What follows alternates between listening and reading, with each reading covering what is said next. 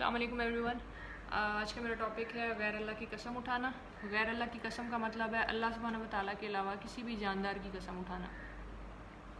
ये शिर्क की टाइप है इंसान, और शिर्क ऐसा गुनाह है जिससे इंसान ऑलमोस्ट इस्लाम के दायरे से बाहर हो जाता है। तो इससे बचना चाहिए। मेरा ज़्यादा फोकस भी यही होता है कि हर गुनाह माफ़ी है लेकिन शिर्क की नहीं है, तो शिर्क पे ज़्यादा से ज़्यादा इंसान को ध्यान रखना चाहिए। तो जब हम किसी की कसम उठाते हैं या हम किसी को कसम दे देते हैं कि भाई तुम्हें फ़लाने बंदे की कसम, या तुम्हें तुम्हारी माँ की कसम, तुम्हें तुम्हारे बाप की कसम, तुम्हें तुम्हारी औलाद की कसम, तुम्हें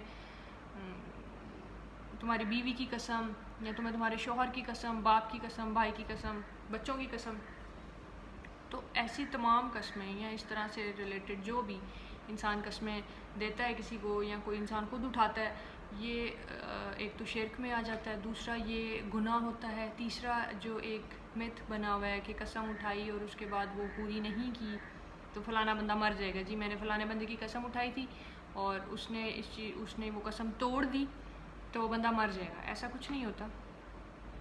अव्वल तो कसम उठाना गुनाह, किसी जानदार की किसी भी चीज़ की कसम उठाना गुनाह, फिर उस पर ये बिलीव करना कि अगर कसम तोड़ दी तो फ़लाना मर जाएगा।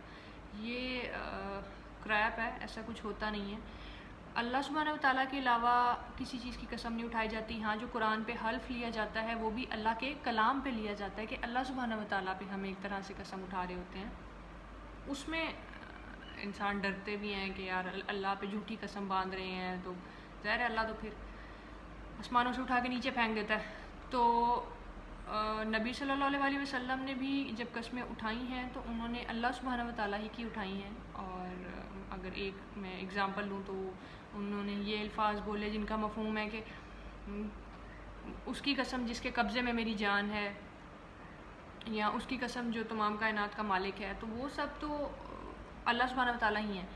7वें सुपारे के दूसरे रुकू में अल्लाह ताला ने कसम उठाने पे बात की और उन्होंने फरमाया कि मफ़हूम कोट करना मैंने कि अगर इंसान ने अनजाने में कसम उठा ली तो उसका हिसाब उस तरीके से नहीं लिया जाएगा जिस हिसाब से एक इंसान ने जानते बूझते अल्लाह के नाम पे कसम उठाई और उसको तोड़ दिया, पूरा नहीं किया, तो उसका कुफारा वो इंसान या तो 10 मस्कीनों को खाना खिलाएगा, और वो खाना खिलाएगा जो वो अपनी औलाद को खिलाता है। ये स्पेसिफ़िकली बताया गया है कि वो खाना जो वो अपनी औलाद को खिलाता है। अगर ऐसा नहीं कर सकता तो एक ग़ुलाम आज़ाद करे, और अगर इसकी भी उसमें नहीं है, कैपेसिटी नहीं है करने की, तो वो 3 दिन के रोज़े रखे। तो मतलब एक छोटी सी कसम, चाहे आपने उठाया कि अब जैसे इंसान उठा देता है कि मैं फ़लानी बात की है, अल्लाह की कसम मैंने सच बोला है, और वो झूठ हो, तो उसका कुफारा उसको इनमें से कोई एक शर्त पूरी करके देना पड़ेगा, अदरवाइज़ उसका हिसाब बहुत बुरा होगा। क्योंकि अल्लाह ताला के नाम पे एक झूठी बात बांधना हो जाता है वो। तो कोशिश करें कस्में ना उठाएं, इस तरह की कस्में ना उठाएं। ये ड्रामेटिक डायलॉग्स हैं, इनको अवॉइड करें, शिर्क से बचें। अल्लाह ताला की पकड़ शिर्क को लेके सबसे ज़्यादा गज़बनाक है। तो जो पुराने हो गए, अनजाने में हो गए, जाने में हो गए, उनसे अल्लाह ताला माफ़ को ज़ाहिर है, अल्लाह ताला माफ़ करने वाली ज़ात है, अल्लाह ताला माफ़ करेंगे। लेकिन फ़र्दर आगे जो भी ये सुन रहा है, कहते हैं जब बात सुन ली जाए तो फिर उस पर अमल ज़रूरी हो जाता है। तो जो भी ये सुन रहा है, तो प्लीज़ मेरी रिक्वेस्ट है उनसे कि बिला वजह लोगों की कस्में ना दें, ना ही कस्में उठाएं। अल्लाह ताला की उठाएं, हाँ, और उस पर झूठी कसम ना उठाएं। अल्लाह की पकड़ किसी भी टाइम हो सकती है। Thank you so much.